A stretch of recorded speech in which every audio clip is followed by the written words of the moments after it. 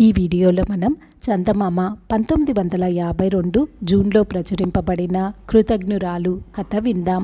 ఒకానొక అరణ్యానికి సమీపాన కుటీరంలో ఒక 10 ఏళ్ల బాలుడు నివసిస్తూ ఉండేవాడు.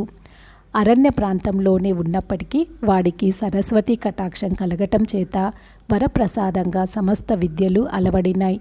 అన్ని విద్యలతో పాటు మంత్ర విద్యలో కూడా నేర్పు కలిగింది. అడవిలో ఉండే పక్షుల భాషలు, జంతువుల భాషలు అన్నీ వాడికి తెలుసు. తన విద్యలన్నీ వాడు పరోపకారం కోసమే వినియోగించేవాడు. అందుచేత ఆ బాలుణ్ణి అందరూ బాలయోగి అని పిలుస్తూ వచ్చారు.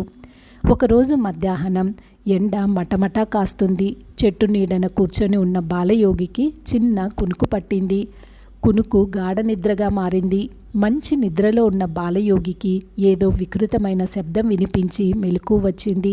ఏమిటా అని లేచి చూడగా అది ఒక స్త్రీ కంఠం. రక్షించు రక్షించు అంటూ విలపించే అర్థనాదం. విస్తూపోతూ ఆ శబ్దం వచ్చిన దిక్కుకి వెళ్ళాడు బాలయోగి. అక్కడ చెట్టు చాటున నక్కి ఉన్న ఒక సుందరాంగి భయంతో కంపించిపోతూ అతడి వంక దీనంగా చూసింది. నన్నామె తరుముకొస్తుంది, దాక్కునేందుకు తావు చూపించు, రక్షించు మహానుభావ అంటూ కడుపు కరిగిపోయేటట్లు ప్రార్థించింది. ఎవరా తరుముకు వచ్చేది, ఎందుకలా వస్తుంది అంటూ ప్రశ్నలు వేయసాగాడు బాలయోగి. ఇప్పుడేమీ అడక్కండి. సూకర దేశ ప్రభువు కుమారుడు భీకరసేనుడు ఒక యక్షకన్యను పెళ్లాడుదామనుకున్నాడు. తరువాత ఆయన మనస్సు నా పైన చిక్కుకున్నది. అందుకని ఆమెకు నా పైన ద్వేషం పుట్టింది. ఆమె నన్నేమి చేసినా చేయగలదు అని చెప్పిందామె. మరైతే భీకరసేనుణ్ణి పెళ్లాడాలని ఉందా నీకు అని మళ్ళీ అడిగాడు బాలయోగి. వాడు కురూపి. వాడిని చేసుకోటానికి ఏ ఆడది ఇష్టపడదు. యక్షకన్యకు ఇష్టం లేదు. కానీ వాడు ధనవంతుడు. ధనం కోసమే ఆమె అతని పైన ప్రేమ ఉన్నట్లు నటిస్తుంది అని చెబుతూ, స్వామి ఇంకా జాగు చేయకండి, కంటపడితే నన్ను ప్రాణాలతో వదలదు ఆమె, రక్షించండి, రహస్య స్థలం ఏదైనా చూపించండి అంటూ ప్రాధేయపడింది. జాలిపడ్డాడు బాలయోగి. వెంటనే ఆమెను తన కుటీరానికి వెంటబెట్టుకు వెళ్ళాడు. లోపల నుండి కమండలంతో మంత్రజలం పట్టుకువచ్చి ఆమె మీద చిలకరించాడు. మరుక్షణంలోనే ఆ సుందర కన్య అందాలు చిందేటి ఒక తుమ్మెదగా మారిపోయింది. జూంకారం పెట్టుకుంటూ పోయి పువ్వుల మీద వాలి వాటిలోని మకరందాన్ని చవిచూడసాగింది. సరే, ఈ తుమ్మెద ఈ సమీపంలో తోటల్లోనే సంచరిస్తూ ఉంటుంది కదా అని అనుకున్నాడు బాలయోగి. అంతలోనే గాజులు గలగలమనిపిస్తూ యక్షకన్య అతడి ఎదుట ప్రత్యక్షమైంది. ఈ దారిన ఎవరైనా మానవకన్య రావటం చూశావా అని అడిగింది గద్దించే ధోరణిలో. బాలయోగి బిత్తరపోతూ లేదన్నాడు.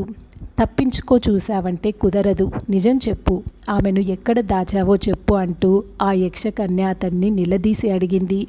నాకు తెలియదుగాక తెలియదు అని అనేశాడు బాలయోగి. అంతలో తుమ్మెద వచ్చి ఊరుకోక యక్షకన్య ముక్కు మీద పుటుక్కున కుట్టింది. యక్షకన్య దానివైపు తీవ్రంగా చూసి, ఓసి నీవేనా, చూసుకో నిన్నేం చేస్తాను అంటూ హుంకరించింది.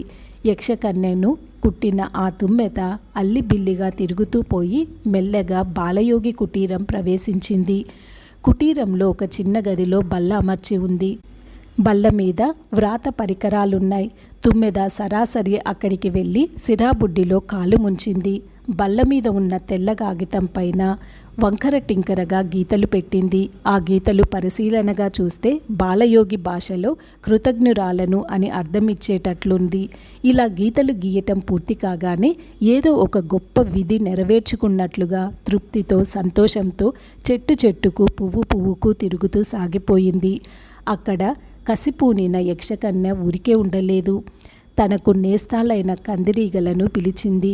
అందాలు చిందేటి ఒక తుమ్మెద ఈ ప్రాంతంలో సంచరిస్తూ ఉంటుంది. దానిని ఎలా అయినా పట్టి గుట్లో చిక్కించుకొని అది దొరికిన వెంటనే నా కబురు పంపించవలసిందని నా ఆజ్ఞగా సాలెపురుగులన్నింటికీ చెప్పిరండి అన్నది. తక్షణమే ఈ కబురు అడవిలోని సాలీడులన్నింటికీ అందించినాయి కందిరీగలు. మరికొద్దిసేపటికే మన తుమ్మెద తిరుగుతూ తిరుగుతూ ఒక పరమసుందరమైన పువ్వుల గుత్తి మీద వాలింది. అక్కడ ఒక సాలీడు పట్టుదారాల ఉచ్చుపన్ని కూర్చున్నది. తుమ్మెద కంటపడగానే అది అనేక విధాలుగా దాన్ని పొగుడుతూ తీయటి మాటలు చెప్పి మా ఇల్లు చూద్దువు గాని లోపలికి రాని పిలిచింది. అమాయకమైన తుమ్మెద సాలీడు మాటలకు ఉబ్బిపోయి లోపలికెళ్ళి గూట్లో ఇరుక్కుంది. దాని రెక్కలకు కాళ్లకు ఉచ్చులు బిగిసిపోయినాయి. అందుచేత అది కాస్త కూడా కదలలేకపోయింది. యక్షకన్య పోగానే తుమ్మెదను వెతకటం కోసం బయలుదేరాడు బాలయోగి. ఎంతకు తుమ్మెద కనపడలేదు. పువ్వు పువ్వు వెతికాడు. ప్రతి సాలెగూడు పరిశీలించాడు. చివరకు అది ఇరుక్కుపోయిన ఈ సాలెగూటికి వచ్చి చూశాడు. తుమ్మెద కంటపడినందుకు ఆనందమైంది. కానీ అది ఇలా ఇరుక్కుపోవటం చూసి చెప్పలేనంత కోపం వచ్చింది. వెంటనే సాలెగూటిని వేళ్లతో చుట్టిబెట్టి సర్వనాశనం చేశాడు. తుమ్మెదను తాకి మంత్రం చెప్పించాడు. తక్షణమే అది మామూలు ఆనాటి కన్య రూపం పొంది చిరునవ్వు నవ్వుతూ ఎక్కడికో ఎగిరిపోయింది.